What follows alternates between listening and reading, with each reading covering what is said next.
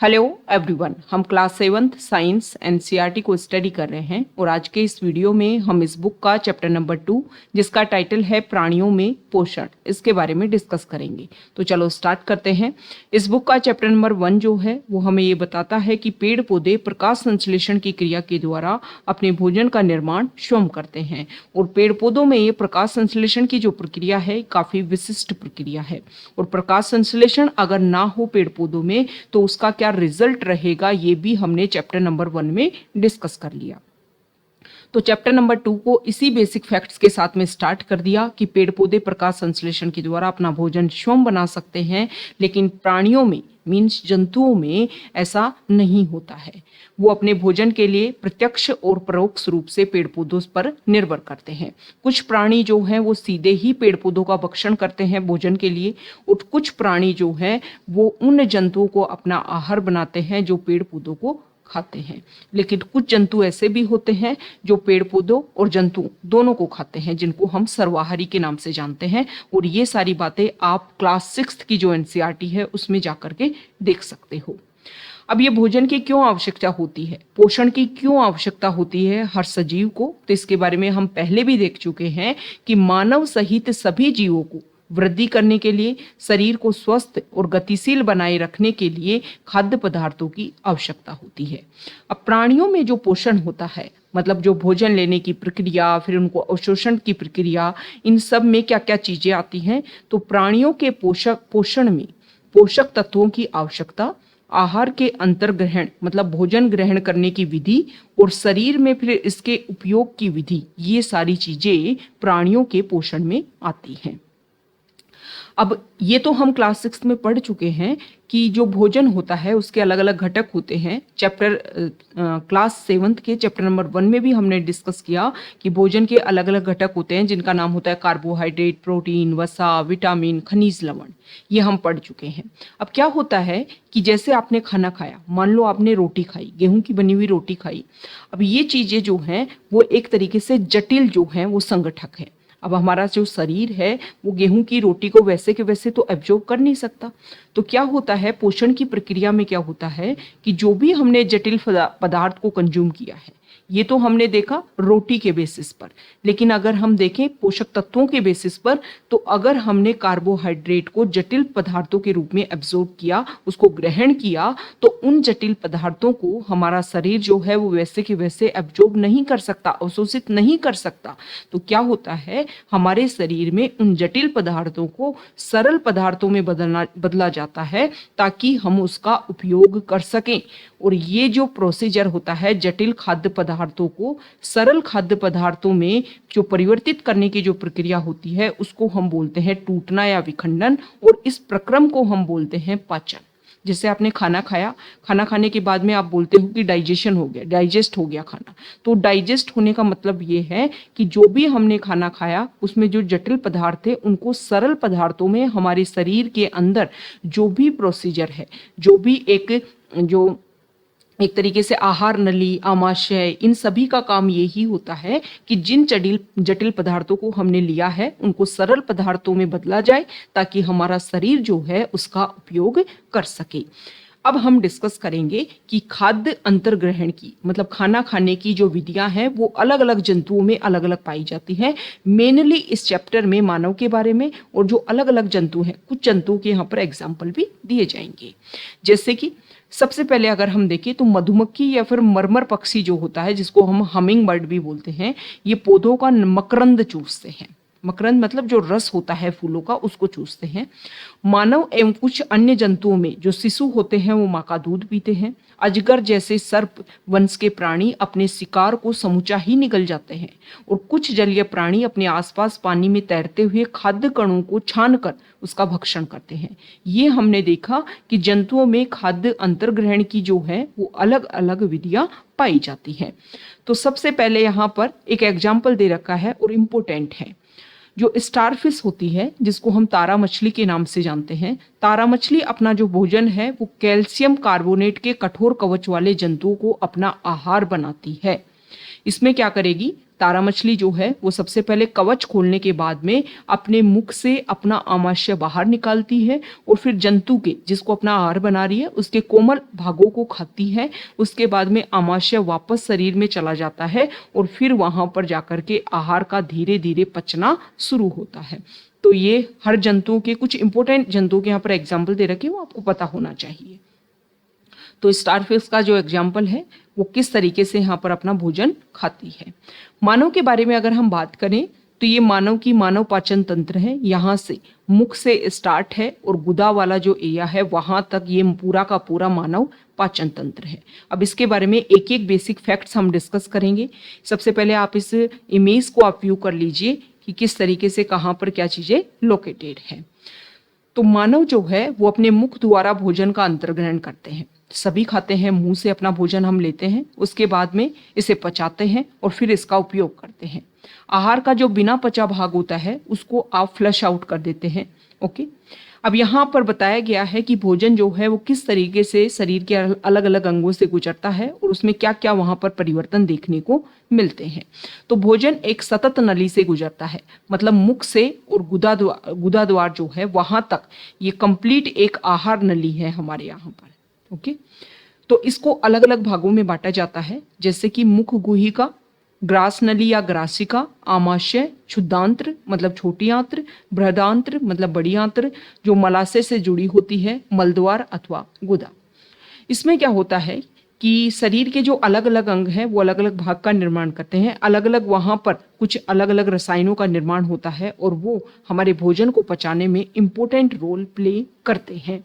जैसे कि ये सारे तो हमने पार्ट देखे, इसके अलावा अगर हम देखें तो हमारे शरीर में पाचन तंत्र से संबंधित ही कुछ अलग ग्रंथियां भी पाई जाती हैं, जैसे आमाशय की आंतरिक भित्ति, क्षुद्रांत्र, आहार नाल से संबंधित विभिन्न ग्रंथियां, जैसे कि लाला ग्रंथि मुख में, यकृत, लीवर जिसे बोलते हैं, अग्नाशय मतलब पैनक्रियास, ये पाचक रसों का स्रावित करती हैं और पाचक रस क्या करते हैं, जटिल पदार्थों को उन्हें सरल रूप में बदल देते हैं ताकि जिसको हमारा शरीर जो है वो एब्जॉर्ब कर सके।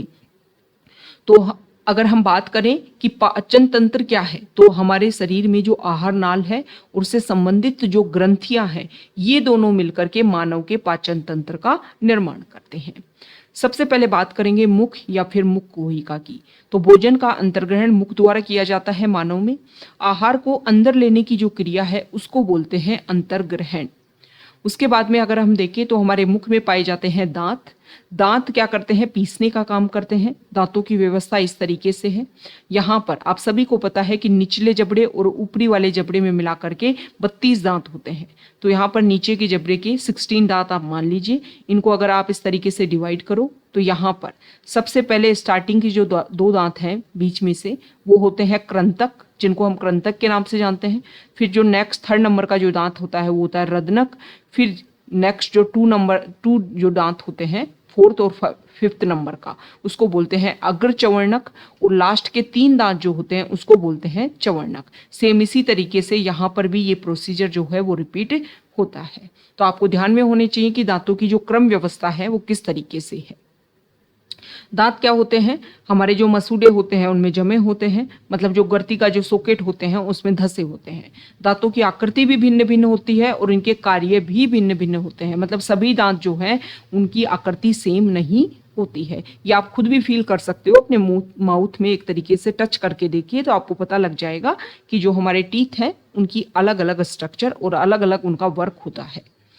अब यहाँ पर बताया गया है कि जैसे बचपन में जो बच्चे होते हैं तो शैशव काल के टाइम में उनको कुछ दांत निकलते हैं और 8 वर्ष की आयु तक ये दांत जो हैं वो लगभग गिर जाते हैं। इनको बोलते हैं दूध के दांत। फिर इन दांतों के स्थान पर दूसरे दांत निकलते हैं जो स्थायी होते हैं, और अगर मानव जो है वो स्वस्थ तरीके से उनकी देखभाल करे तो वो वृद्धावस्था तक चलते रहते हैं, नहीं तो टाइम से पहले भी गिरने लग जाते हैं। ओके, अब हमारे मुख में जो है वो लाला ग्रंथि होती है। ये जो लाला रस जो है मतलब लार को स्रावित करती है ये ग्रंथि।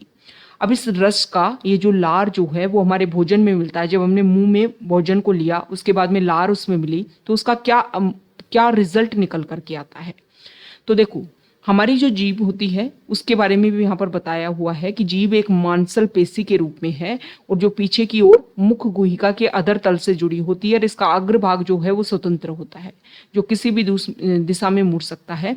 तो जीभ के भी कुछ कार्य हैं। इससे पहले हम देख लेते हैं कि मुख में जो लार मिलती है भोजन में वो क्या काम करती है। तो वो काम करती है कि जो स्टार्च होता है भोजन में उसको यहाँ पर परिवर्तित करने का काम करती है। मतलब अगर हम सीधी और सिंपल लैंग्वेज में देखें तो जैसे ही मुंह में आपने भोजन को लिया तो उसमें जो आपके स्टार्च जो है वो सबसे पहले यहाँ पर पचना, उसका टूटना स्टार्ट हो जाता है। यहाँ पर बता रखा है कि अगर आप खाना खाने के बाद में अपने दांतों को साफ नहीं करते हो तो हमारे वैसे तो मुख में कुछ जीवाणु पाए जाते हैं लेकिन वो हमारे लिए हानिकारक नहीं होते हैं। लेकिन जब हम मुख को साफ नहीं करते हैं तो दांतों के बीच में जो भोजन फंसा हुआ होता है उस भोजन की शर्करा का विघटन करके ये जीवाणु जो है वो अम्ल बनाते हैं और ये जो अम्ल है वो धीरे धीरे दांतों को क्षय पहुंचाते हैं, जिसे बोलते हैं दंत क्षय। तो समय रहते ब्रश करना स्टार्ट कर देना चाहिए, दांतों का ध्यान रखना चाहिए। जीभ की अगर हम बात करें तो जीभ के ऊपर अलग अलग तरीके की स्वाद ग्रंथि पाई जाती है। जैसे कि खट्टा खाएंगे तो जीभ के किसी और हिस्से में लगेगा, नमकीन खाएंगे तो किसी और हिस्से में लगेगा, तीखा खाएंगे तो किसी और हिस्से में लगेगा। ठीक है, इस तरीके से। तो जीभ क्या करती है, जीभ भोजन में लार मिलाने का कार्य करती है, निगलने में भी साथ हेल्प करती है जीभ जो है। इसके अलावा जीभ से हमें स्वाद का भी पता चलता है। जीभ पर स्वाद कलिकाएं होती हैं जिनकी सहायता से हमें विभिन्न प्रकार के स्वाद का पता चलता है। तो आपको इसको एग्जाम्पल के थ्रू समझ सकते हो। आपको खट्टा जो है वो मुंह में रखना है तो आप देखना कि जीभ का कौन सा जो पार्ट है वहां पर सेंसिटिविटी क्रिएट होती है। आपको जो गर्म भोजन खाना है तो जीभ के कौन से भाग में सेंसिटिविटी क्रिएट होती है। एकदम ठंडा अगर आप यूज करते हो या तीखा यूज करते हो तो किससे, इस तरीके से आप समझ सकते हो उसको। अब भोजन जो है मुख में आपने चबा लिया, दांतों से उसका यूज कर लिया, फिर आती है भोजन नली की बात। भोजन नली जिसको ग्रसिका के नाम से बोलते हैं, तो निगला हुआ ग्रास नली अथवा ग्रसिका में जाता है। जैसे ही आपने भोजन को मुख में चबाया, फिर आपने जैसे ही उसको गिटकने की कोशिश की तो आपकी जो ग्रसिका है या ग्रास नली है उसमें भोजन आ गया। ग्रसिका जो है मतलब भोजन नली जो है उसमें संकुचन से, मतलब धीरे धीरे आप देखते हो खाना खाते हो तो उसमें संकुचन होता है और उसके थ्रू जो है वो भोजन नीचे की तरफ सरकता जाता है। वास्तव में संपूर्ण आहार नाल जो है वो संकुचित होती रहती है और यह गति भोजन को नीचे की ओर धकेलती रहती है। तो इस तरीके से भोजन जो है वो हमारे भोजन नली से फिर पहुंच गया आमाशय में। आमाशय क्या होता है, आमाशय मोटी भित्ति की एक थैलीनुमा संरचना होती है। यहाँ पर आप देखिए ये हमारा आमाशय है और इसको अगर हम देखें तो चपटा और यू आकार का होता है। इसके अलावा आहार नाल का, हमारा जो आहार नाल है वो उसका सबसे चौड़ा भाग होता है। मतलब हम जो खाना खाते हैं ना, हमने जो मान लो हमने सुबह ब्रेकफास्ट किया तो क्या होगा, मुंह में हमने खाना को चबाया, उसके बाद में ग्रास नली से सबसे पहले भोजन जो है वो यहाँ पर जाकर के स्टोर हो जाता है हमारे आमाशय में। जब आमाशय में भोजन पच जाता है तभी यहाँ का जो एक वॉल जैसी संरचना है वो यहाँ पर खुलती है और छोटी आंत में जो खाना है वो फिर वहां पर जाता है। तो एक तरफ तो आमाशय जो है वो ग्रास नली से भोजन प्राप्त करता है और दूसरी तरफ आमाशय जो है वो क्षुद्रांत्र में मतलब छोटी आंत में खुलता है। कभी कभी क्या होता है, आप जल्दी जल्दी खाना खाते हो या खाते समय बात करते हो तो आपको खांसी उड़ जाती है, हिचकी आने लग जाती है या घुटने लग जाता है आपका जी। तो ऐसा क्यों होता है, जब खाद्य कण जो है वो श्वास नली में प्रवेश कर जाते हैं। तो हमारी जो भोजन नली है उसके पास ही श्वास नली, इस तरीके से अगर हम देखें तो यहाँ पर एक वॉल जैसी संरचना होती है। जब हम खाना खा रहे होते हैं तो जो हमारी श्वास नली है उसको ये वॉल जैसी संरचना ढक लेती है और जिससे भोजन नली में ही खाना जाता है, जिससे हमें प्रॉब्लम नहीं होती है। लेकिन कई बार श्वास नली में भी खाना चला जाता है जिसकी वजह से प्रॉब्लम हमें होने लग जाती है। ओके, तो ग्रसनी में वायु एवं भोजन मार्ग एक ही होते हैं। फिर भोजन को श्वास नली में प्रवेश करने से किस प्रकार रोका जाता है। भोजन निगलने के समय एक मांसल मतलब पेशीय रचना संरचना वाल्व का कार्य करती है जो श्वास नली को ढक लेती है तथा भोजन को ग्रसनी में भेज देती है। अगर श्वास नली में भोजन के कण चले जाएं तो हमें घुटन का अनुभव होने लग जाता है। तो ये इंपॉर्टेंट फैक्ट है कि ग्रसनी जो है उसमें वायु और भोजन का मार्ग जो है एक ही होते हैं। तो श्वास नली को ढक लिया जाता है और भोजन को निगल लिया जाता है। अब ये आमाशय जो है इसका आंतरिक स्तर जो है वो काफी ज्यादा श्लेष्मल और यहाँ पर हाइड्रोक्लोरिक अम्ल जो है वो स्रावित होता है, पाचक रस यहाँ पर स्रावित होता है। ये जो श्लेष्मल है वो आमाशय के आंतरिक स्तर को सुरक्षित प्रदान करता है। अम्ल जो है अनेक ऐसे जीवाणुओं को नष्ट करता है जो भोजन के साथ हमारे वहां पर पहुंच जाते हैं। साथ ही माध्यम को अम्लीय बनाता है जिससे पाचक रसों को क्रिया करने में सहायता मिलती है। और यहाँ पर जो पाचक रस है आमाशय में वो प्रोटीन को सरल पदार्थों में विघटित कर देता है। तो मुख में हमने देखा स्टार्च को विघटित होते हुए और आमाशय में विघटित हो गया प्रोटीन। अभी जो है वसा विघटित नहीं हुई है। तो यही कारण होता है कि जब हम वसा युक्त खाना खाते हैं उसको पचने में टाइम लगता है, क्योंकि पहले मुख में भी वो विघटित नहीं हो पाई, फिर आमाशय में भी विघटित नहीं हो पाई। अब आगे जा करके जो वसा जो है जो भोजन का पार्ट है वो आगे जा करके विघटित हो पाएगी। अब आमाशय में भोजन पच गया, फिर आ जाता है क्षुदांत्र में। क्षुदांत्र मतलब छोटी आंत, लगभग 7.5 मीटर लंबी अत्यंत कुंडलित नली है और ये यकृत और अग्नाशय से स्राव प्राप्त करती है। मतलब आप इस तरीके से हमारी जो भोजन नली को आप देखिए, ये जो हमारा पाचन तंत्र है उसको अगर आप व्यू करेंगे तो आपको पता चलेगा इस तरीके से कि यहाँ पर अगर हम देखें तो भोजन जो है वो यहाँ पर आया, फिर इस आमाशय वाली संरचना में यहाँ पर अम्ल और पाचक रस मिले, भोजन जो है उसमें प्रोटीन का यहाँ पर पाचन हुआ। उसके बाद में भोजन जो है वो यहाँ पर इस छोटी आंत में जो है वो भोजन खुल गया इस तरीके से। और यहाँ पर अगर हम देखें तो इस छोटी आंत्र में ये तो है पित्ताशय जो यकृत का पार्ट है, तो यहाँ से रस और यहाँ पर है अग्नाशय, इन दोनों से जो रस है वो यहाँ पर छोटी आंत्र में मिलते हैं। ये आपको ध्यान में रखना है। ओके, तो यहाँ पर अगर हम देखें क्षुदांत्र में ये बता रखा है कि क्षुदांत्र में मतलब छोटी आंत्र में भी इसकी भित्ति से कुछ रस जो है वो स्रावित होते हैं। यकृत जो है, क्योंकि अभी हमने देखा ना यकृत और अग्नाशय से जो रस जो स्रावित होते हैं वो यहाँ पर आते हैं क्षुदांत्र में।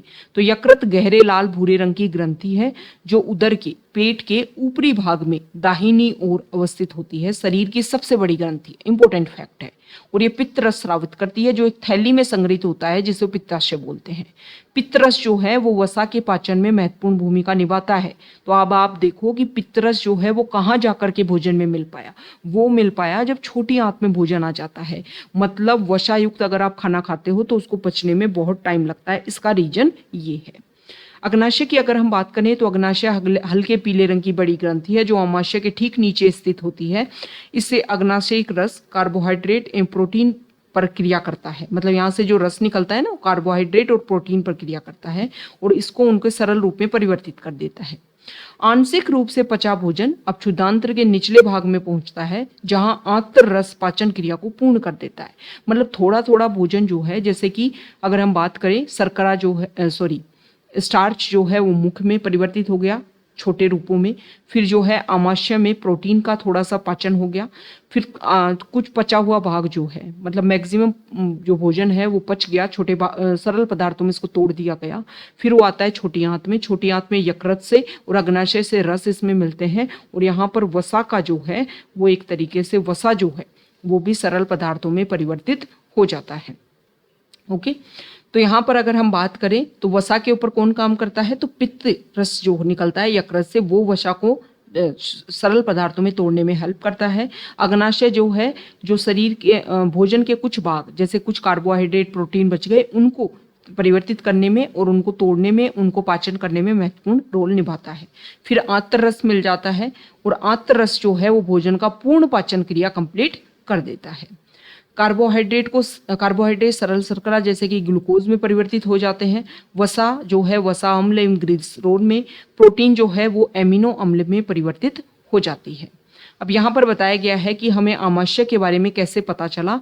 तो आमाशय के बारे में 1822 में एक एक्सीडेंट हुआ था जिसमें गोली लग गई थी एलेक्सिस सेंट मार्टिन नामक व्यक्ति के, और जब व्यक्ति को उसके आमाशय में यहाँ पर छेद हो गया, उसकी जान तो बचा ली गई लेकिन आमाशय का जो छिद्र है वो भली भांति बंद नहीं हो सका। तब पहली बार यहाँ पर देखा गया कि जो भोजन है उसमें पाचन की प्रक्रिया यहाँ पर चल रही है। तो यहाँ पर जो आमाशय में मैक्सिमम भोजन पच जाता है उसके बाद में छोटी आंत में जाता है। अब जो क्षुधांत्र होता है उसमें अवशोषण होता है। पचा हुआ भोजन अवशोषित होकर क्षुधांत्र की भित्ति में स्थित रुधिर वाहिकाओं में चला जाता है।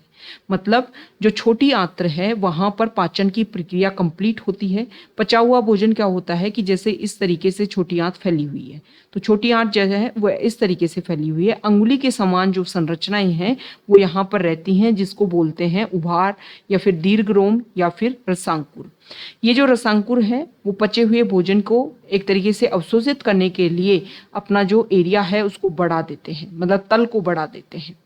अब इन यहाँ पर जो आंत जो है जो मांसल पेशियां हैं उनसे जुड़ी हुई बहुत ही लाखों की संख्या में रुधिर वाहिकाएं होती हैं, और इस तरीके से इस भित्ति के थ्रू जो है वो पचा हुआ भोजन अवशोषित हो जाता है और रुधिर वाहिकाओं के द्वारा हमारे शरीर के अलग अलग अंगों में पहुंच जाता है।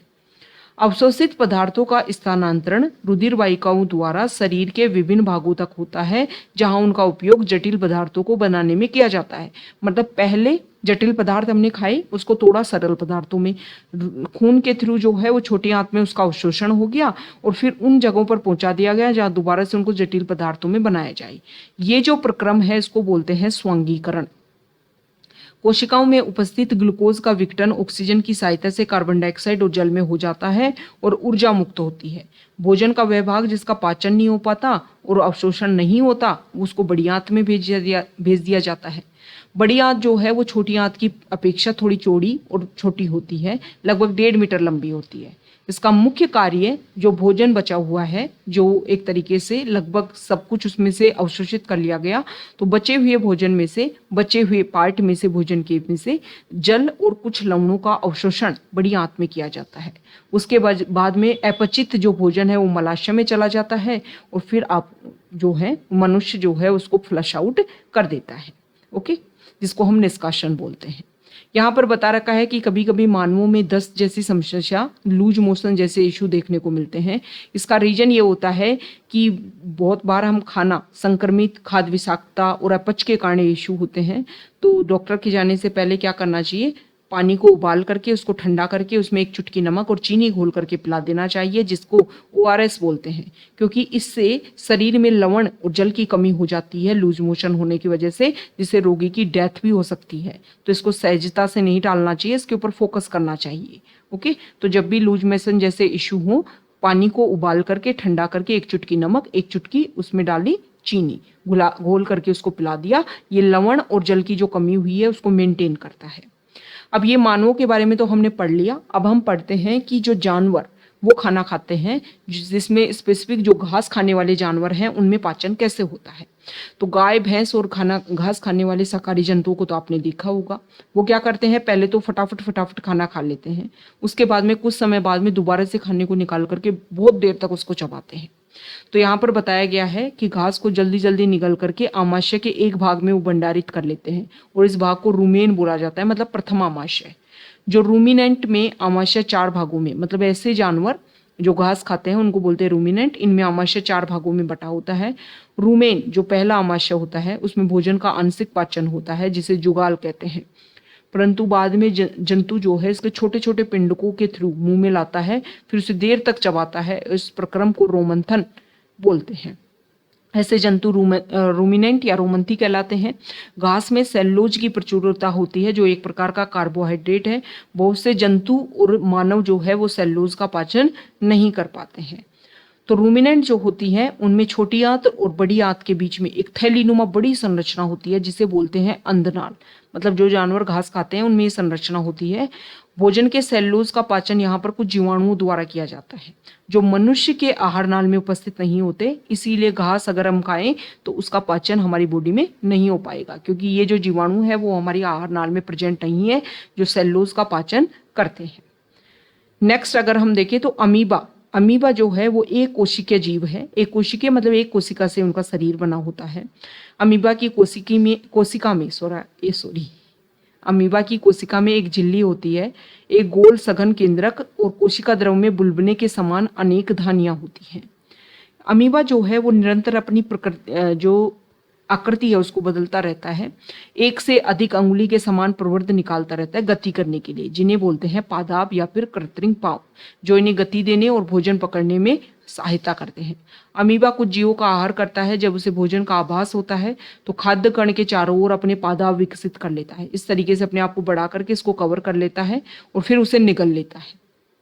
खाद्य पदार्थ उसकी खाद्य धानी में फंस जाते हैं और फिर वहां पर जो है खाद्य धानी में ही पाचक रस स्रावित होते हैं। खाद्य पदार्थों पर क्रिया करके उन्हें सरल पदार्थों में बदल देते हैं। पचा हुआ खाद्य जो है धीरे धीरे अवशोषित होता है। अवशोषित पदार्थ अमीबा की वृद्धि, रखरखाव और गुणन के लिए उपयोगी लिए जाते हैं और बिना पचा हुआ भोजन जो है वो खाद्य धानी द्वारा बाहर निकाल दिया जाता है। तो ये भोजन का प्रक्रम हमने डिस्कस किया, सभी प्राणियों में समान है। जटिल पदार्थों को सरल पदार्थों में बदला जाता है जिसके थ्रू ऊर्जा मुक्त होती है और उस ऊर्जा का फिर उपयोग किया जाता है शरीर के लिए।